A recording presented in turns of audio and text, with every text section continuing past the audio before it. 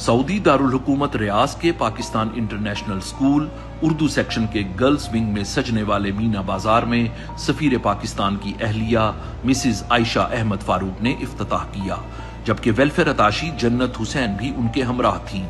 مینا بازار میں پاکستانی خوابوں کے سٹال سمیت جیولری اور کاسمیٹکس کے سٹالز لگائے گئے تھے، جبکہ ملبوسات کے سٹالز بھی نمایاں تھے۔ اس موقع پر مسز ایمبیسڈر عائشہ احمد فاروق کا کہنا تھا کہ مینا بازار طالبات کی صلاحیتوں کو اجاگر کرنے میں اہم کردار ادا کرتا ہے اور طالبات صحت مند تفریح سے بھرپور مینا بازار سے زیادہ لطف اندوز ہوتی ہیں۔ ایک بہت اچھا قدم ہے جو بچیوں کو خاص طور پہ ایک چھت کے نیچے انجوائمنٹ کا اور اس قسم کی چیزیں کرنے کا، اپنی ثقافت کے ساتھ چلنے کا، اور جیسا کہ عید بھی آ رہی ہے اس کے حساب سے بھی وہ اپنی چیزوں کو انجوائے کرنے کا ان کو موقع ملے گا۔ اسکول مینجمنٹ کمیٹی کے chairman professor doctor Asif Mahmood اور پرنسپل راجہ محمد عرفان کا کہنا تھا کہ مینا بازار پاکستانی ثقافت کو اجاگر کرتا ہے۔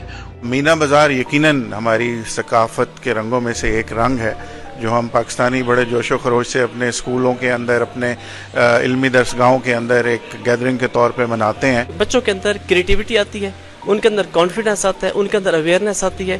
پھر جو ہے کہ لانگ ٹرم کے لیے، پریکٹیکل کے لیے، اگر پریکٹیکل لائف کی طرف سے دیکھیں تو اس کے اندر ان کی ایک پلاننگ آتی ہے کہ ہم نے ایک لمیٹڈ ریسورسز کے اندر کیسے سروائیو کرنا ہے۔ 10 سال کے وقفے سے مینا بازار دوبارہ سجایا گیا ہے، جس سے طالبات کو بہتر انداز سے تفریح کا موقع ملا ہے، اور ہماری کوشش رہے گی کہ ہر سال بوائز اور گرلز ونگ میں مینا بازار کا انعقاد یقینی بنایا جا سکے۔